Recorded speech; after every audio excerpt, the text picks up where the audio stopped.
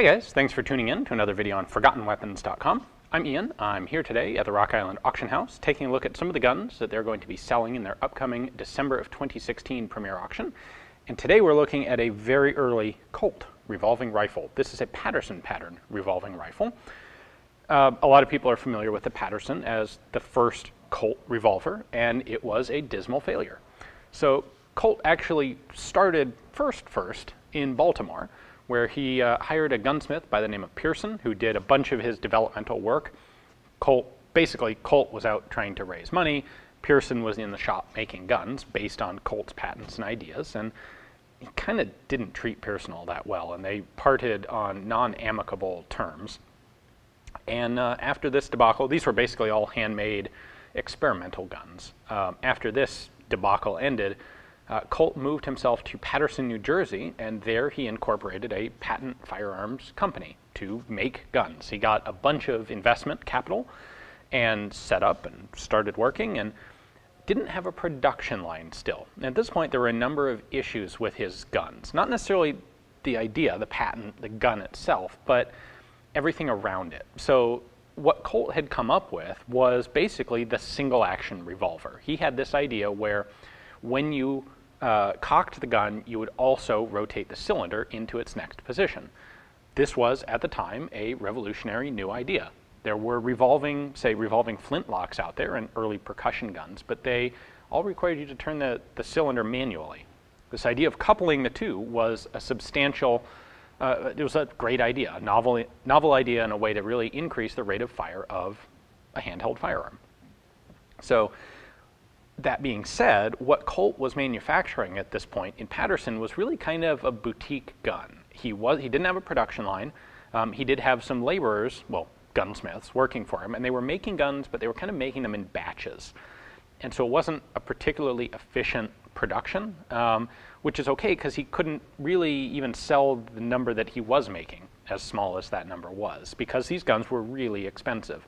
He wanted like $150 for a rifle in 1837, and that was a significant amount of money. So the one significant contract that Colt was able to get, or not even contract, but group purchase, was with a rifle like this one, or rifles like this one. He actually sold 50 of these to a General Jessup with the United States Army in 1837, and these did actually get used in the Army expedition against the Seminole tribe in Florida. They actually performed really quite well. They gave the Army troopers a lot more firepower than their standard single-shot guns. These are 8-shot revolving rifles in this case, and they were actually reasonably well liked. Now, Jessup only bought 50 of them, initially only bought 30, and Colt persuaded him to take 20 more. And those things cost $125 a piece, which was a lot of money. Commercially, Colt was trying to get $150 for these guns. That's why these things were just kind of luxury boutique items. And some of the the banking crisis under Andrew Jackson around this time kind of put the hammer to the US economy and didn't help Colt in getting wealthy people to kind of blow their money on a neat, novel, advanced firearm like this. It was way too expensive for the average person to have. Well, now, performance-wise, like I said, 50 of these did get used down through the Everglades fighting the Seminole, and they actually worked pretty well. They had some problems. Some parts broke, as would anything when used in military campaign. And really the biggest issue with the guns was that they hadn't purchased spare parts or anything else, just 50 guns, and they were a bit complex for the armorers at the time. And so where a standard single-shot musket could be repaired easily enough, when something on one of these guns broke, they had to basically retire it from service. So ultimately, a couple years later, the Army complained about this, and Colt was happy to agree to repair the guns at no cost if they shipped them back to him. He kind of wanted to get some goodwill going with the Army. But that really was the only major purchase of these rifles. This is the 1837 pattern of Paterson rifle.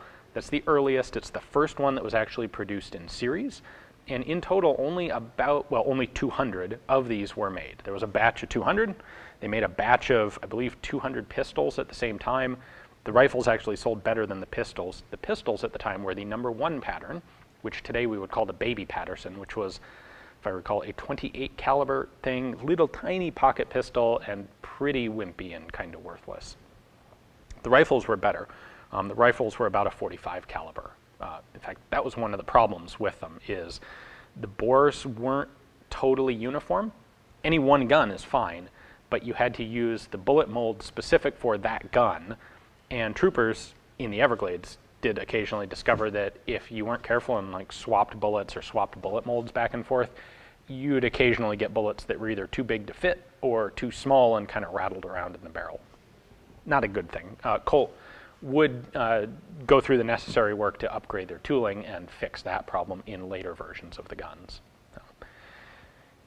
What makes the 1837 pattern here kind of unique from the rest is it doesn't have an exposed hammer, which is what we're used to on the Paterson. In fact, on the Paterson pistols, one of the distinctive features is when you cock the hammer, the trigger goes ploop and drops out from where it's normally folded up.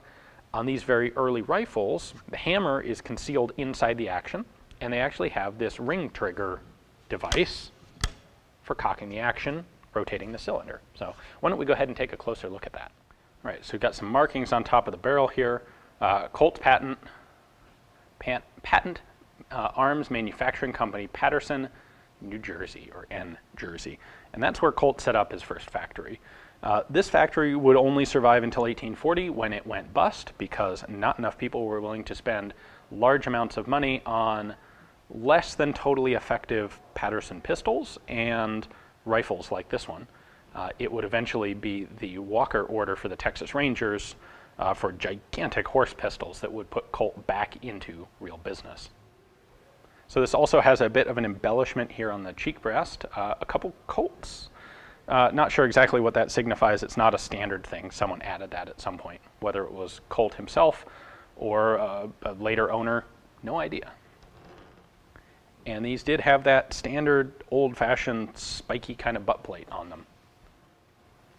So one of the kind of the trademarks of Colt, and a way that he helped people identify legitimate Colts from copied ones, is with this complex engraving on the cylinder. These are actually stamped.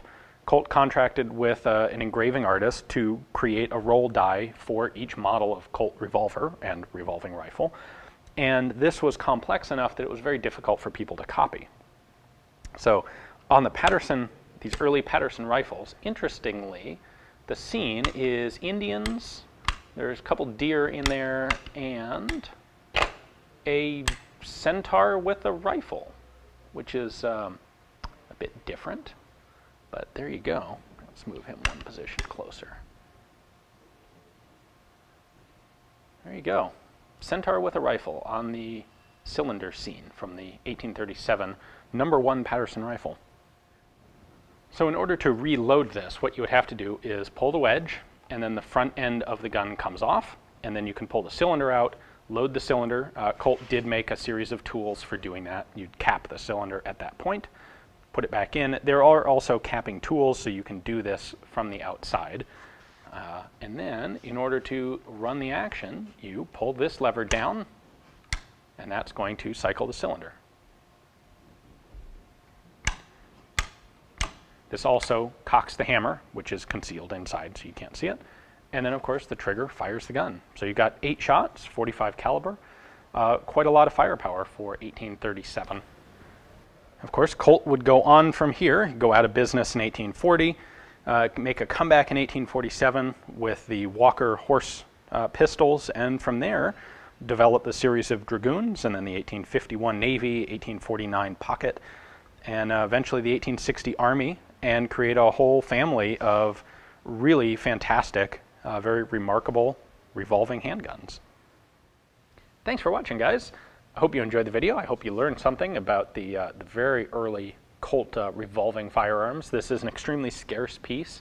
Really cool to get to take a look at one in the flesh. So if you'd like to own this yourself, add it to any other Colts you happen to have, or maybe you want to start a chronological Colt collection, starting at the very beginning here. Well, take a look at the description text below.